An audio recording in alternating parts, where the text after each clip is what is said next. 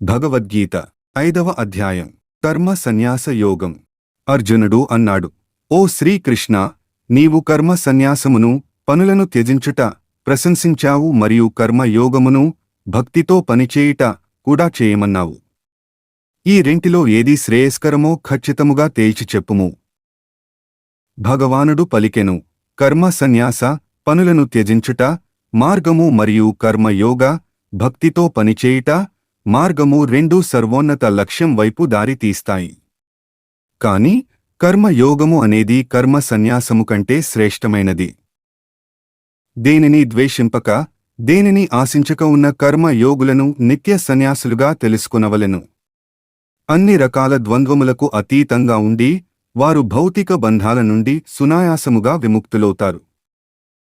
అజ్ఞానులు మాత్రమే సాంఖ్యము, కర్మలను త్యజించుట లేదా కర్మ సన్యాసము మరియు కర్మయోగము, భక్తితో పనిచేయటము భిన్నమైనవి అని చెప్తారు. ఈ రెంటిలో ఏ ఒక్క మార్గమును అవలంబించినా ఈ రెండింటి ఫలమును పొందవచ్చు అని యథార్థముగా తెలిసినవారు చెప్తారు. కర్మ సన్యాసము ద్వారా పొందగలిగే అత్యున్నత స్థితిని భక్తితో కర్మలను ఆచరించటం ద్వారా కూడా పొందవచ్చు. కాబట్టి కర్మ సన్యాసము మరియు కర్మయోగము ఒక్కటే అని చూసినవాడే నిజముగా ఉన్నదున్నట్టుగా చూసినట్టు. భక్తియుక్తముగా పనిచేయకుండా కర్మయోగము, పరిపూర్ణ కర్మ సన్యాసమును చేరుకునుట చాలా కష్టము, ఓ గొప్ప బాహువులు కలవాడా. కాని కర్మయోగములో నిష్ణాతుడైన ముని శీఘ్రముగా పరమాత్మను పొందును. పరిశుద్ధమైన అంతఃకరణ కలిగి ఇంద్రియమనస్సులను నియంత్రణ చేసే కర్మయోగులు ప్రతి ప్రాణిలో పరమాత్మను దర్శిస్తారు. అన్ని రకాల పనులు చేస్తూనే ఉన్నా వారు కర్మబంధాలలో చిక్కుకోరు. కర్మయోగములో దృఢ సంకల్పంతో స్థితులై ఉన్నవారు చూస్తున్నప్పుడు, వింటున్నప్పుడు, స్పృశిస్తున్నప్పుడు, వాసన చూస్తున్నప్పుడు, కదులుతున్నప్పుడు, నిద్రిస్తున్నప్పుడు, శ్వాసక్రియలప్పుడు, మాట్లాడుతున్నప్పుడు, విసర్జిస్తున్నప్పుడు, స్వీకరిస్తున్నప్పుడు, కన్నులు తెరుస్తున్నప్పుడు, మూస్తున్నప్పుడు, చేసేది నేను కాదు అన్ని ఎల్లప్పుడూ భావింతురు. ప్రాకృతిక ఇంద్రియములే వాటి వాటి విషయములలో కదులుతున్నట్లు దివ్య ఆధ్యాత్మిక జ్ఞానంతో గ్రహిస్తారు.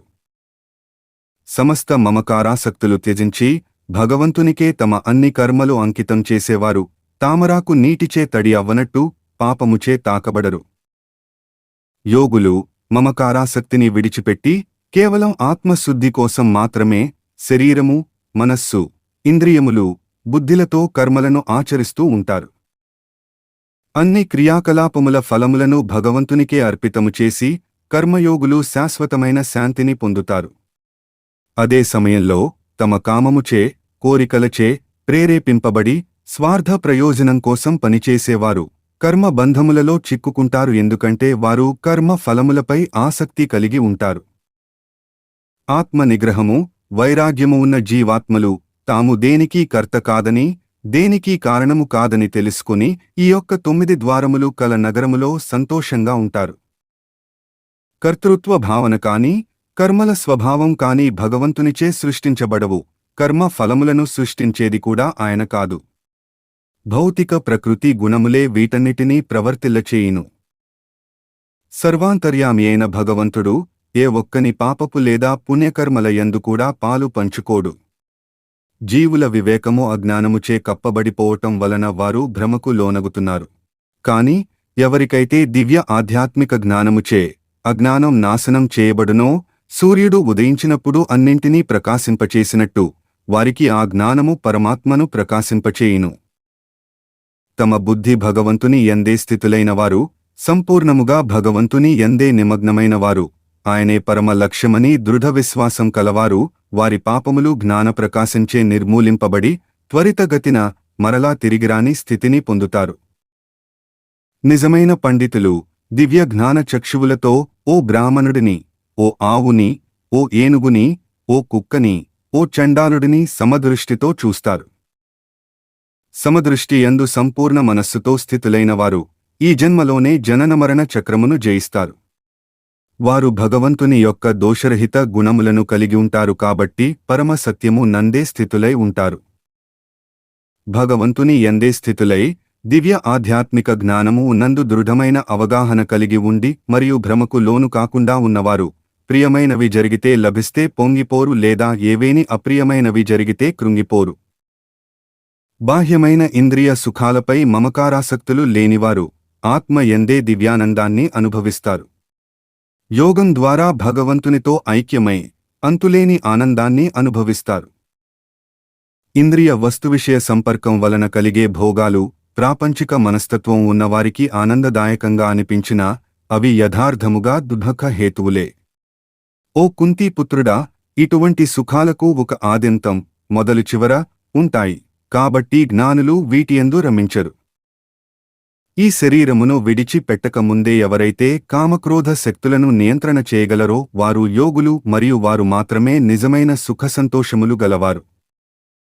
ఎవరైతే తమలో తాము ఆనందంగా రమిస్తూ ఉంటారో, లోనున్న పరమాత్మ యొక్క ఆనందాన్ని ఆస్వాదిస్తూ ఉండి అంతర్గత జ్ఞాన వెలుగుచే ప్రకాశిస్తూ ఉంటారో అటువంటి యోగులు భగవంతునితో ఏకమై భౌతిక ప్రాపంచిక అస్తిత్వము నుండి విముక్తులవుతారు.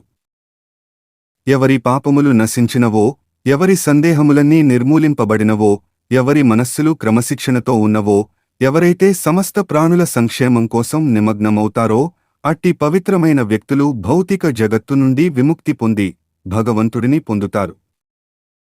నిరంతర ప్రయాస ద్వారా కామక్రోధముల నుండి బయటపడినవారు, మనస్సుని నిగ్రహించినవారు, ఆత్మజ్ఞానంలో ఉన్నవారు అయినటువంటి సన్యాసులకు ఇహపరలోకాలలో భౌతిక అస్తిత్వం నుండి విముక్తి లభిస్తుంది.